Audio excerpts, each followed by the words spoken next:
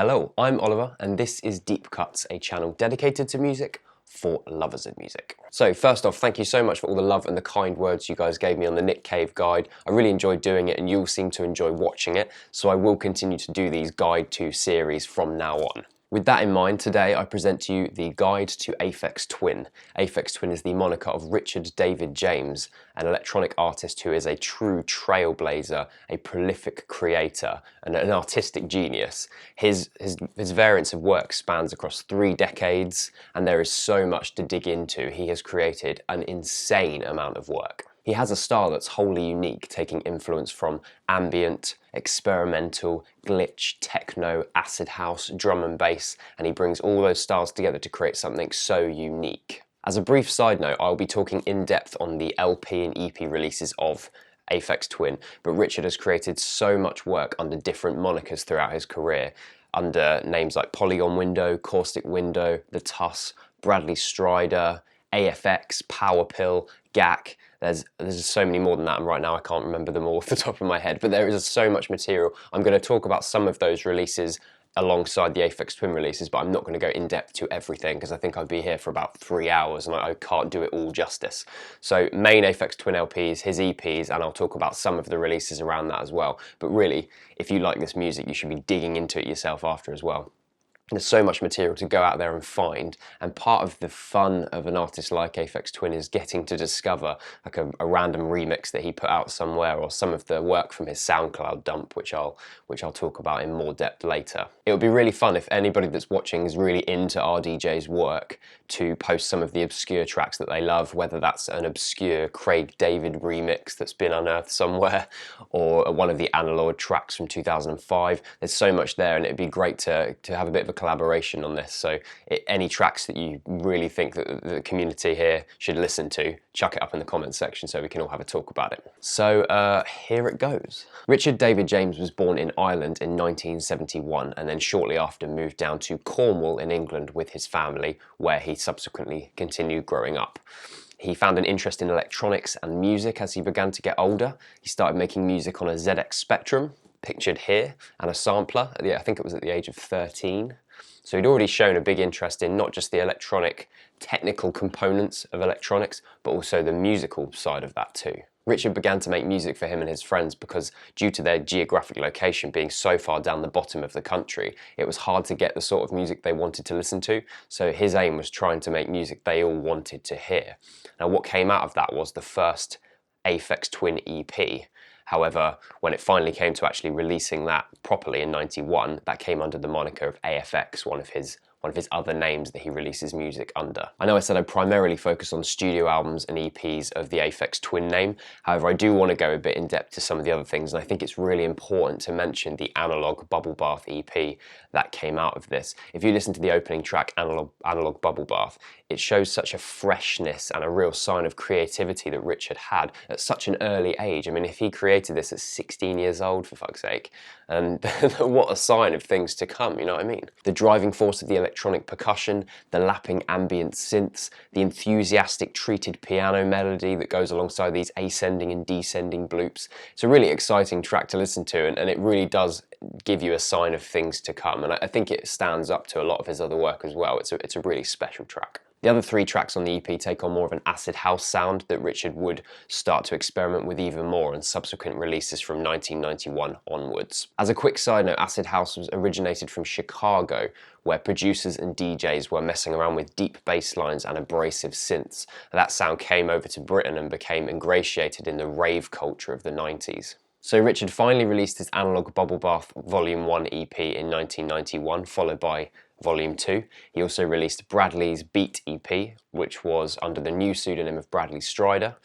Now, not long after this, he then moved to London to start a degree in electronics at Kingston University, but he did subsequently drop out of that because he wanted to properly pursue his music. So in 1992, we see the release of 2 EPs under APHEX TWIN, the Didgeridoo EP and the Xylem Tube EP. This early on, you can begin to hear Richard's personality coming through his music. It's a real intelligence and understanding of music coupled with this tongue-in-cheek awareness, this anarchic sensibility. You can just hear it peeking through at this point. Just listen to the opening of Xylem Tube, a track called Polynominal C. It has a fairly typical breakbeat, however the sequencing is it's full of these arpeggios that alludes to an almost classical sensibility.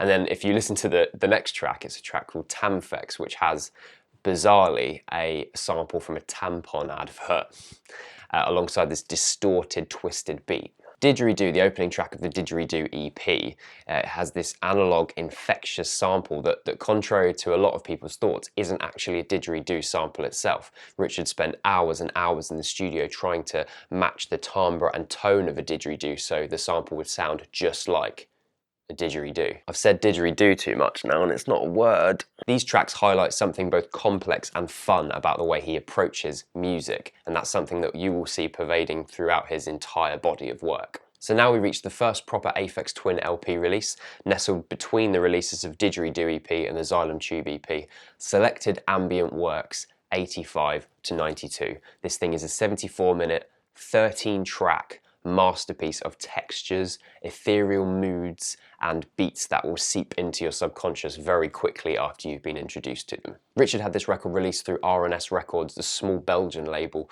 and he didn't work with the Warp label until he signed with them and released Surfing on Sine Waves, which was under Polygon Window, and you should definitely check that out as a side note if you get the chance. So don't go into this record expecting a traditional ambient record per se.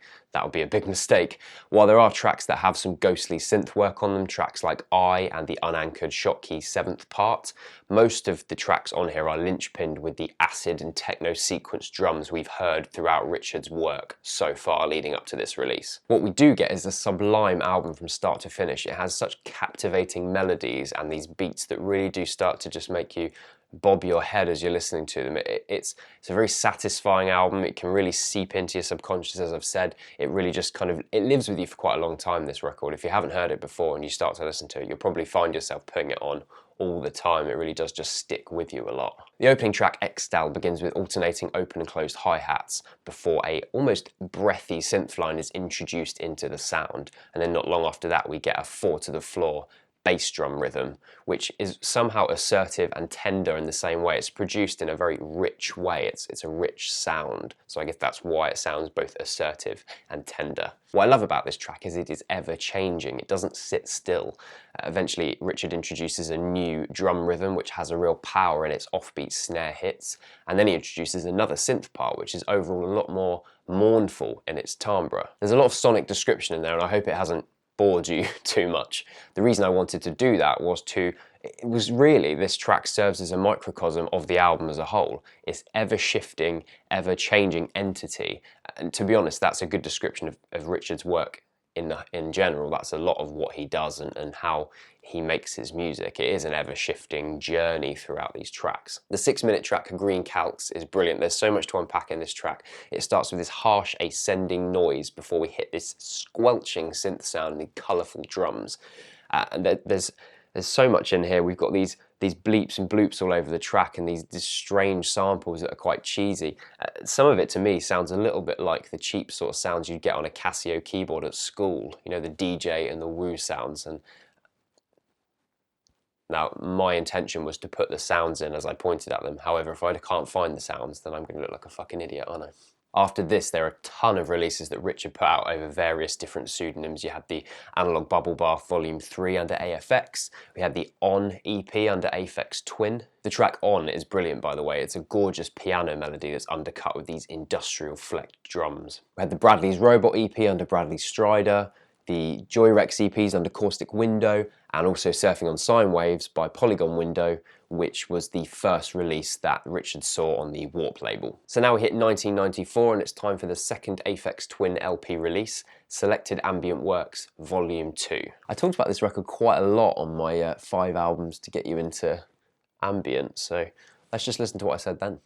RDJ has said in the past that every track on this album was inspired by lucid dreaming that he'd experienced and had also come about as a result of his synesthesia, which for those of you that might not know, synesthesia is a condition where the brain attributes colours to form, shapes, letters, and also sounds as well in this case. I'm not synesthetic at all, but I do feel like when you listen to this album, you can hear wildly different sonic palettes that were inspired by completely different things as you're listening through. This record isn't one flowing part like Phaedra or Music for Airports. It's like a rich tapestry of moods, fizzling in and out and changing your perceptions every few minutes. Tracks like Radiator are particularly unsettling. It consists of this haunting loop of tuned percussion. It's very slightly detuned actually, and it just keeps going on and on. It's eventually joined by another melody of percussion. As you get further through the track, we get this distorted burst, which almost sounds like the tuning of a radio or something, or high-pitched treated screaming. It's just got this horrible menace to it. It's a really unsettling track. But then that track is followed by Rhubarb, which is one of the most beautifully serene, minimalistic pieces I've ever listened to. Its simplicity is several notes repeated across these soft electronics and string instruments which create a blissfully calm atmosphere. A personal favourite of mine is Blue Calcs, a gentle but complex track which has this fragile, pulsating rhythm throughout it. Really good for cathartic running experiences. That was a little bit lazy, wasn't it? So I just want to add a couple of things to what my esteemed colleague of the past said. The titles that I used to describe the songs on this record actually came from a pie chart that came with the sleeve notes of the record release. And what fans of the music had to do was to look at the pie chart, which had different pictures in it and slivers cut out of the pie chart. They'd have to correspond the length of each track to the slivers of pie chart to work out what the track names were. And this is one of the first, this is why it's so fascinating, this is one of the first releases where music fans really lauded over the meaning of a work through online communication. There was an IDM mailing list set up and fans would exchange emails discussing track names, talking about how this could relate to Richard's synesthesia, and obviously that's something that we're all easily capable of doing with social media forums like Reddit. We can talk through Facebook, all these different things, but then it was much more difficult. You had to be much more active in doing that. So it just shows you some of the real dedication that his fans were showing quite early on. 94 also saw the release of the Classics compilation, which was a compilation of the Didgeridoo and Xylem Tube EPs and also some of the Analog Bubble Bath work that he put out under AFX. I think this shows that the popularity of Richard's work was beginning to increase, and there was a real interest in hearing some of that earlier work after people had heard Selected Ambient Works 85-92 and also Selected Ambient Works Volume 2. In April of 95, Richard releases his third APHEX Twin LP, I Care Because You Do, with this particularly terrifying cover art. This began a theme of Richard using his grinning face to market his albums and to go on music videos. He said himself in an interview that the unwritten rules of techno were that you shouldn't show your face, you should remain anonymous and let the music speak for itself. So naturally he did the complete opposite of that. This album marks the further heights of experimentation that Richard was reaching for on both Selected Ambient Works 85-92 and Selected Ambient Works Volume 2 as well. You could hear it coming through those bright melodies of the first album. You could hear it in those deep, dark atmospherics of Selected Ambient Works Volume 2, and I feel like it's even more brilliantly realised on this record. A bit like Selected Ambient Works Volume 2, the sleeve notes contained some annotations, but this time it had specific dates on each tracks which connoted the date that they were written and recorded. Now this actually proves that all of the tracks on this album were recorded and written between 1990 and 1994, which brings up an interesting point about chronology in Richard's discography. He may have just released something very recently, like the Cheetah EP. That doesn't mean that was recorded recently, though. That could have been recorded 10 years ago. He releases things when he wants to release them. Therefore, it's very difficult to establish any kind of chronology without really properly going into depths about the specifics that he was using, whether he was using analog sampling at the time, whether he was using prepared piano in his drug use phase, all of those different things. So it's quite hard to work out a chronology, basically. This record is a completely different beast to anything we've heard so far. Yes, it has some of the ambient analog synth work that Selected Ambient Works 85-92 had.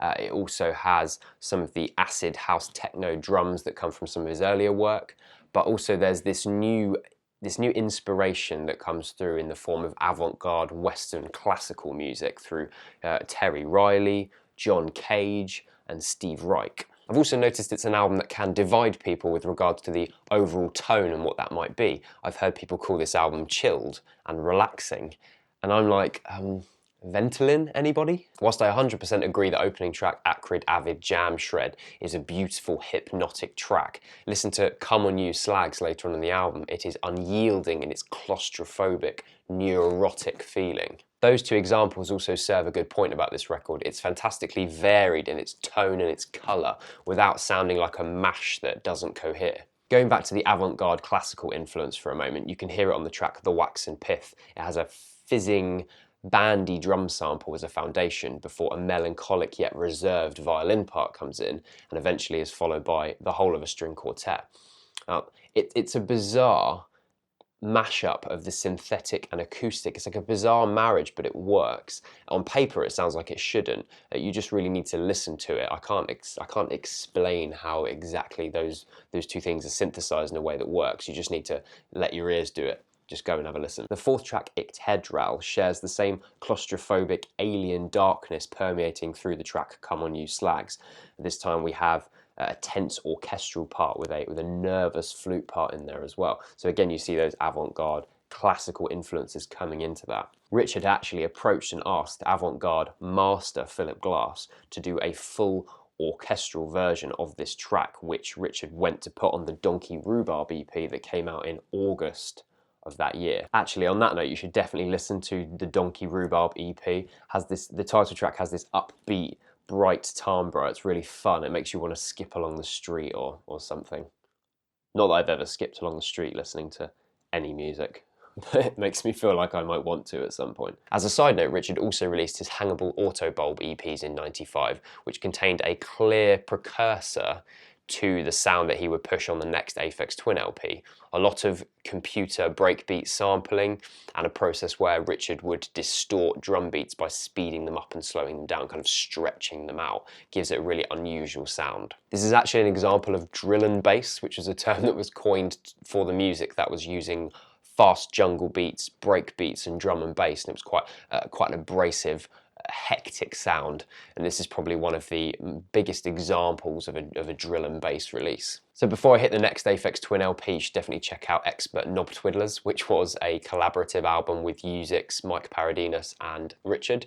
It was born from a drunken weekend, and it's this strange kaleidoscope of goofy samples and jokey rhythms. It's a lot of fun, definitely check it out. So in November of 1996, Richard released his fourth APHEX Twin LP, Richard D. James Album. As I mentioned previously, this record shares a lot of stylistic influence with the Hangable Autobulb EPs, with the jungle, drum and bass, computer breakbeat sampled sounds, but it also fuses with the ambient work and a lot of the other styles that he's played with up until this point in his career. Here, Richard fully embraces computer music, stating that he pretty much created the entire album on his Mac computer. This is wildly different from a lot of the analog work that he was putting into his previous music. Along with the new electronic processes, the jungle influence really comes into play on this record. At 32 minutes long, it sits as the shortest APHEX Twin LP, but oh my god, does it go at a breakneck pace. I read somewhere that the disparate collision of contrasting sounds on this record makes you feel almost nauseous on a first listen. It really smacks you over the head, and I think I do agree with that. There's so much variance of colours and tones on this that there's just so much to take in when you first check it out. Not that I'm saying that any APHEX Twin or Richard D. James music is particularly accessible, but I would say this is probably one of the least initially accessible LPs that he put out under the APHEX Twin name. The album begins with 4, a track with a gorgeous melancholic scape underneath a skittish beat, which is stretched and squashed by Richard to create an ever-evolving, changing rhythm. This is probably one of my favourite APHEX Twin tracks. I find it really comforting to listen to, and it's funny because you think that squashed, stretched, strange drum rhythm would dissipate any feeling of comfort as you listen to it, but for some reason I find that sound really hypnotic. It's really hypnotic and relaxing to me. I'd be interested to hear what you guys think of that track and whether that feels the same way to you. I don't know. To really give you a sense of the contrasting tones on this album, listen to the next track, Cornish Acid. Now, after that beautiful opening, Richard hits you with another coarse beat, but this one is really unrelenting and right in the front of the mix of the song, and underneath it you have these various bloops and this nasty minor melody that refuses to resolve itself. Richard constantly goes back to the more melodic sounds of opening track 4. The ones that spring to mind are Finger Bib, with its almost head in the clouds whimsy. You have a girl boy song, which is like a jungle orchestral collision. And again, these tracks are contrasted by the difficult, dark and strange sounds on the rest of the album. The abrasive cutting drum sample of Khan Marth, the eerie child sing-along on To Cure a Weakling Child, and also the bizarre amalgam of vampiric organ, slide whistle and bell sounds on the closing track Logan Witch Rock. Though it's RDJ's shortest APHEX Twin LP release, it might be one of the most dense to get your teeth stuck into, which makes it more exciting in a way. There's just so much to unpack here, and like I said at the beginning, it really is quite nauseous on a first listen. It's going to take some time for this to work in your head, but let it just take some time with it, and it really will kind of unfurl to you. It's also worth checking out the additional tracks on the US RDJ release, which were previously put on the Girl Boy EP that came out in August before the full album. The track Milkman's pretty fucking weird. It's the first time that Richard sings on any of his music, and the lyrics go like this. I wish the milkman would deliver my milk in the morning. I wish the milkman would deliver my milk when I'm yawning. I would like some milk from the milkman's wife's tits.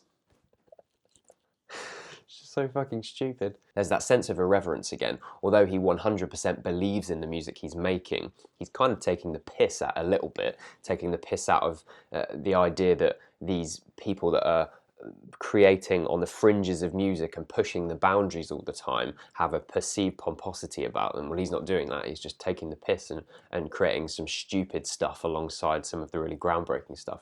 That's why he's such a fascinating artist. He's very enigmatic, and people just want to be able to work out what he means and what he thinks about everything, and you'll never find out.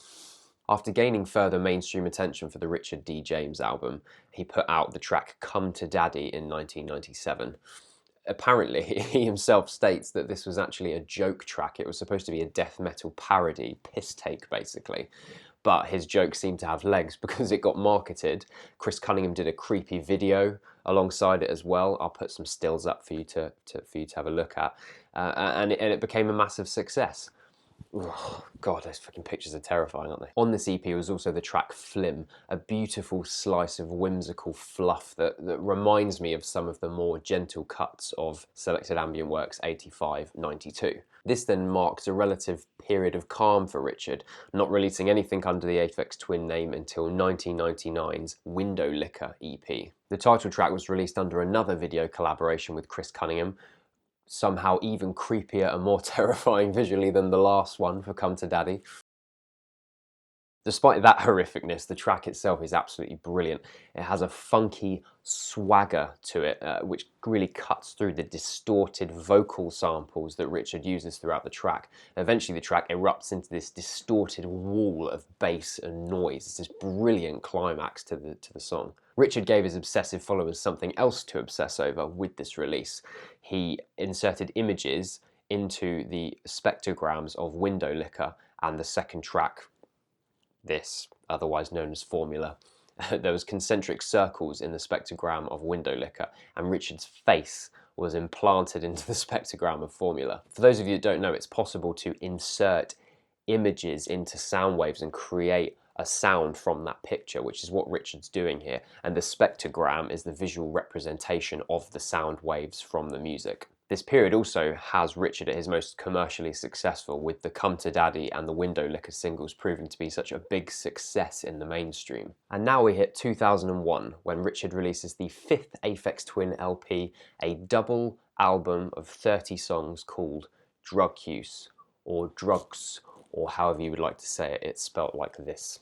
This is probably the most divisive APHEX Twin record, with a lot of debate thrown up with regards to its merit or lack of, depending on where you sit in the argument. First off, it's very, very long. It's a double album with 30 tracks, as I've said. The track names on the album are a mix of Welsh and gobbledygook, which obviously can go some way to put people off. I don't know why it would if at this point. If you're into APHEX Twin, you're into APHEX Twin, but I think that confuses some people because they can't even pronounce the track titles. There's such a wide variety of sounds, styles and tones throughout this double album that I think people struggle to grasp onto a single strand, and therefore find the whole thing very overwhelming. It's quite overwhelming it's certainly very overwhelming to listen to initially, much like the RDJ album, but where that had a lot of depth but was quite short, this has a lot of depth and is very, very fucking long. Whilst I agree that this probably is the most difficult APHEX Twin LP to get into, once you give it some time and persevere with it, it becomes one of his best pieces of work. It's eerie, twisting and turning. It reveals these beautiful ambient moments to you, and then we go to the prepared piano pieces that I'll talk about in a minute. We have explosive moments of acid techno. There's just so much to get into, and every time you listen to the work, you're going to find something new in it, just due to the sheer depth of work on display here.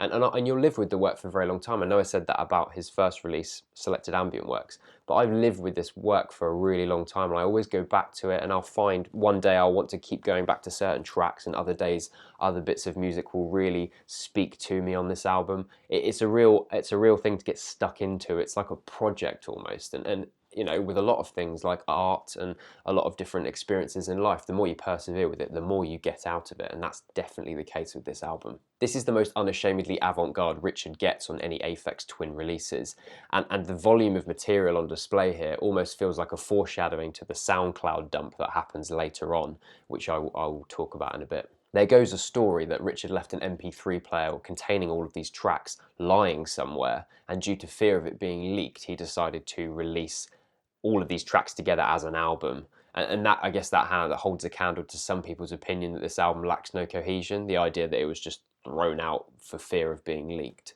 As I said, I personally love the structure of the album and the way it changes tack from track to track. It really keeps the listener on their feet. It's got an energy to it. And after a long time of listening to it, the more abstract pieces on this album will have just as much potency as the more immediate tracks do, and that's just a case of living with the album and persevering with it. Also, initially, the minimalist piano pieces feel like they rub up the wrong way alongside the harsh, sometimes arrhythmic acid splurges, but after listening to it for a long time, they feel like beautiful moments of solace in the record which prepare you for what might be coming round the corner. One development of Richard's compositional technique that you can hear on this album is the inclusion of piano, both conventional acoustic piano, minimalist in nature, as well as prepared piano. Prepared piano is very fascinating actually if you've never come across it before. It's a technique of placing rubber stoppers and plastic, loads of different kinds of objects between the strings, and also detuning the strings in places. And what that does is that affects the timbre of the music, of the sounds that the piano keys make. It makes it more percussive, it's stranger, it's colder than a conventional piano tone would be. And the style was actually developed by avant-garde composer John Cage. So he's done loads and loads of prepared piano works, which are really interesting to get stuck into. I definitely recommend, if you want to get into the prepared piano more, check out his sonatas and interludes, which was, I think, the first collection of prepared piano that he put out. You can hear it in the melancholic opening of Jin Wei Thek, that prepared piano, and the timbre almost makes it sound like a harpsichord, which is this strange hypnotic opening for a record. Also, check out Prep Gwarak 36 on the second disc. My God, that's a mouthful. It's an arresting, sinister, rhythmically complex prepared piano track. Definitely worth a listen. So the opening track segues into Vord Hosben, a piece which is anchored by an overbearing drum part reminiscent of some of the beats on the RDJ album. This track has a gorgeous moment where the scatty drum part breaks off and just stays on the 2 and 4 of the bar, which allows the melody to take center stage, later joined by this fat percussive bass part. It's such a beautiful moment, which is literally one of hundreds across this record. Those minimalist piano tracks are probably best represented in Avril 14th and the closer of the second disc, Nano 2. They are achingly beautiful and simplistic, and it just goes to show that everything Richard does has a reason behind it, or he really knows what he's doing. Yes, he can create difficult, complex, arresting, challenging music, but he's also capable of effortlessly tugging at your heartstrings with a simple melody. Another personal favourite on this album is Melt Phase 6, an oppressive acid beat underneath a thoughtful, humane, melodic synth part. It's these contrasting tones that really speak to me and represent the entire album as a whole. This is now a relatively quiet period for Richard, although not initially. In 2003, we get the 26 Mixes for Cash release, obviously the joke in that title. Which has got some bizarre and interesting tracks on it, definitely worth a listen. We get the Analord series in 2005 under AFX, that's 11 EPs and 42 tracks of music. One of my favourites is probably Phonat Acid from the second Analord EP. And we also get his EPs released as The Tuss in 2007. Actually, don't sit back on the Tuss EP Rush Up Edge. It's 32 minutes of complex, hyperactive brilliance. And also you get quite a clear precursor to the next APHEX TWIN LP. You can hear it most on the opening track, Synthicon 9. The track Death Fuck will intentionally fuck your ears to death. In a good way, I think. For a long while, it didn't look like we were going to get a follow-up to 2001's Drug Use. It seemed like APHEX TWIN had hung up his hat and we weren't going to get anything new from him until 2014 when Richard releases the 6th APHEX TWIN LP, Sciro. Whilst the marketing campaign for this album was pretty typical Richard, if you look at he only released the track titles through the deep web initially, and he also had blimps flying over London with the APHEX TWIN logo. That aside from that kind of typical goofiness, there's something about Sciro that I can't quite put my finger on. It's a very different record, and it's something I haven't managed to put my finger on properly ever since I put my headphones on back in September of 2014 when this was released. On a surface level, the music is perhaps less immediate than the other APHEX TWIN LPs. Gone are the heart-stopping changes of pace in Drug Use, the stretched and flung acid on the RDJ album, and the ominous soundscapes of Selected Ambient Works Volume 2. No, we have something here that sounds very precise, infinitely tinkered with, and engineered to perfection.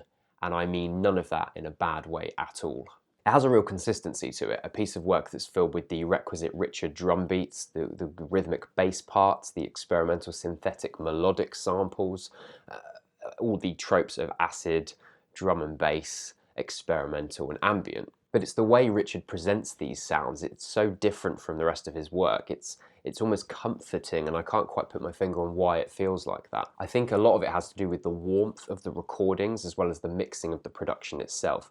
The bass is very deep and crisp. The drums cut, but they don't cut over everything.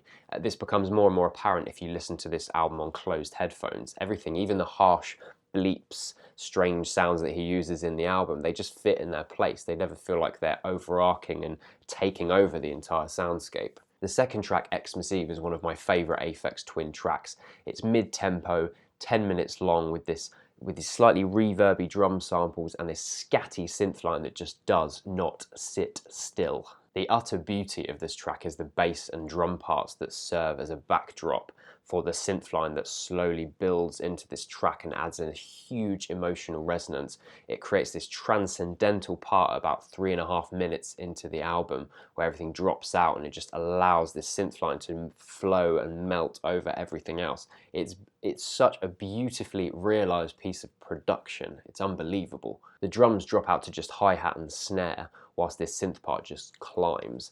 And the rest of the track continues in a similar vein, as well as the album itself actually, where Richard will continue subtracting and adding complex parts. And the thing is, it'll create an ever-shifting, ever-changing piece of music, but it's so beautifully done, and it's so carefully and cautiously that he adds and subtracts these elements that you don't always notice it. It just flows in and out of your ears, and that's a really great thing. On a first listen, you'll be caught up in all that sonic beauty to even notice all the specifics. It's only when you go back and listen to it more that you really feel those little production flourishes, and they reach out to you as you listen. Fifth track, 180 decibels, is like a crooked dance floor anthem with these distorted descending bass synths being pushed along by this 4-to-the-floor pulsating bass drum part. The sheer depth of the bass on the track 4-bit literally massages your eardrums whilst you lazily nod your head to the beat. The drum sampling on Circlone 14 recalls to me some of the samples from the RDJ album,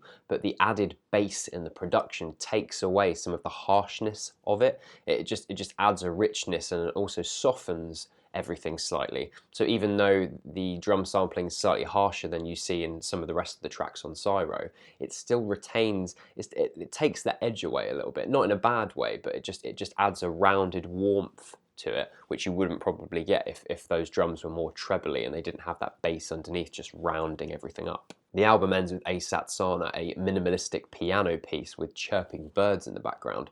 There's a story that he couldn't clear a certain sample for the track that he wanted to go to on the end of Sciro.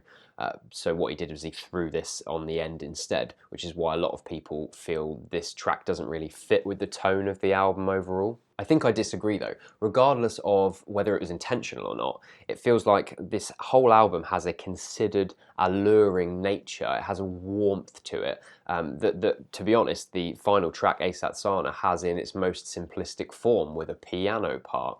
It's almost as if the electronics of the rest of the album melt away and we get this raw emotion left in the piano part that was actually there all along from track one. It could be complete bollocks, to be honest, but that's how I feel when I listen to the whole album start to finish. In January 2015, the Computer Controlled Instruments Part 2 EP was released, which was an expansion of the sound that Richard explored on Drug Use. We had a mixture of the prepared piano sounds and also electronically programmed instrument, hence, you know, the title Computer Controlled Instruments. This is a pretty haunting collection of sounds.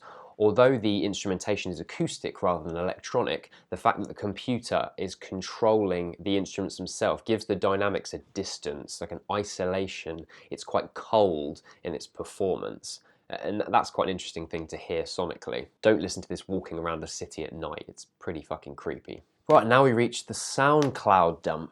Fuck, I don't even know where to start with this. Essentially, tracks started to appear on SoundCloud underneath various different usernames, and the tracks sounded a lot like Richard, both sonically and due to the titles being things like red calcs, things that harkened back to some of the other tracks in his discography. Some were remixes of his work, others was brand new stuff, others was reworkings of certain tracks. Eventually, one of the usernames, user18081971, which is Richard's birthday, just chucked on about, I think it was 268 tracks, I think it's about 268, hours and hours and hours of material. There's so much here to listen to. Unfortunately, since then, pretty much all the tracks have been removed from that username, but thanks to people on the forum of We Are The Music Makers and also Reddit as well, you'll be able to find them. They're definitely out there for you to listen to. And I feel like this is a case of if you've really enjoyed the APHEX Twin LPs, you've got into all of the Richard's other pseudonyms, the AFX stuff, the Hangable Auto Bulb, the Tuss, all of those brilliant works, you should definitely spend some hours delving into all of the work that's available here. You'll find some gems in there that you've never heard before. You'll find reworkings of tracks that you might prefer to the studio versions. Just so much to get stuck into, and there's a wealth of material online to get you started with that. And I'm not going to go into it in this video because it's already been going on for a good half an hour, so that's definitely something for you guys to do once you've checked out all the rest of this music. But I do recommend you going down the rabbit hole at some point and listening to some of that stuff. And we're now at the final, most recent APHEX Twin release, July 2016's Cheetah EP. This got a bit of a mixed critical reception, but I feel like this is an extension of the palpable feeling that Sciro had. The beats are a little bit slower, Richard isn't interested in pounding your ears or shocking you, it's far more cerebral this time, and it's more about these tracks melting and fizzing into your psyche, and he does that with the fluttering synths, the deep bass lines, and the fizzing drum beats as well. The synth sounds are more anachronistic in places, which makes sense because Richard begins to employ some more older relics of electronic music creation like the MS-800 to build these tracks. This EP, to me anyway, has revealed itself the more I listen to it. Much like Drug Use, much like a lot of Richard's work, it needs the brain to work it. You have to persevere with it a little bit more, take time for it to settle and to speak to you, and it will do that. In the 90s, Richard co-founded the label Reflex Records with Grant Wilson Claridge, and their term they coined for Richard's music was brain dance. And I can't think of a better way of describing his music. You've got to, it's all up in here as well. You've got to work hard. And it doesn't just mean you've got to work hard to understand the music, but also it's clever, it's complex. It's not just the lowest common denominator thing that will move you as a rhythm. There's stuff there you have to get your teeth stuck into. You have to work for it. And that's the beauty of all this music. It's cerebral, it's all-encompassing, it's fascinating, and it's like nothing else you'll find to listen to. After all that, I can only really finish on this brilliant quote from the man himself. "I'm just some irritating, lying ginger kid from Cornwall who should have been locked up in some youth detention centre. I just managed to escape and blag it into music." And that's it, and that's my guide to APHEX Twin and the various projects of Richard D. James. Really enjoyed making this video. Please comment below, tell me what your favourite APHEX Twin albums are, what your favourite tracks from the SoundCloud dump is, any thoughts you have on his music. Really keen to get some discussions going. Yeah, anyone that's new here, welcome as well. We're up to 3,000 subscribers now, which is just amazing. So please comment, please subscribe, please like the video, tell your friends about Deep Cuts if they like music discussion, they like getting involved with people who love music. Make sure they come and visit this channel. And I'll be back with a new video next week. Thanks a lot.